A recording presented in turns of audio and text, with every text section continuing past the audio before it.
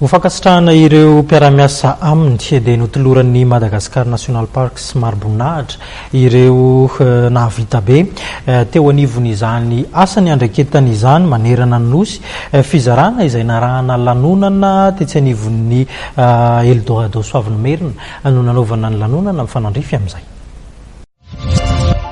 Manerana ny nosy dia mahatratra 470 ireo medaly sy maribolina pirenena nozaraina ho an'ireo mpiara-miasan'ny Madagascar National Park na ny MNP.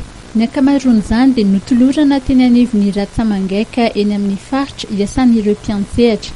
720 kosa no notolorana ny Chevalier de l'Ordre National omaly teny amin'ny espace Eldorado Soavinmerina hofakasitrahana azy ireo tamin'ny asabe vita. Nambaran'ny télé général lefitra fa misy amin'ireo mpiara-miasa no namony ainy vokatry ny fifanatrena tamin'ny dahalo.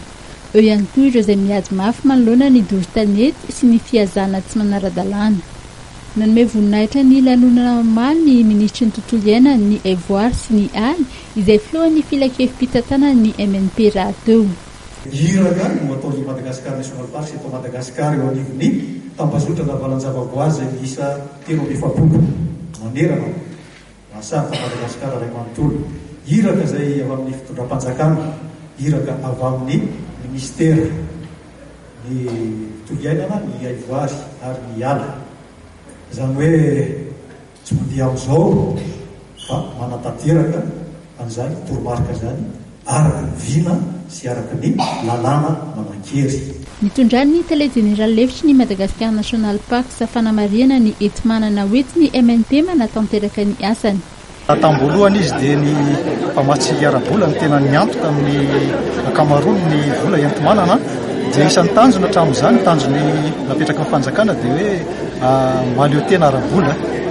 Zany faleovan-tena ara-bola zany mezahana ho tratrarina atao anatin'izay 70 taona zany dia amin'izao fotoana zao dia efa mahatratra any amin'ny 70 isanjato ny filana eo amin'ny fitantanana ny valan-javaboary dia efa voasahana amin'ny vola madiodio izay ampidirintsika malagasy amin'ny alalan'ny ilay atao hoe zahavoary na ekotourisme izay atao eny anivon'ireny valan-javaboary izany.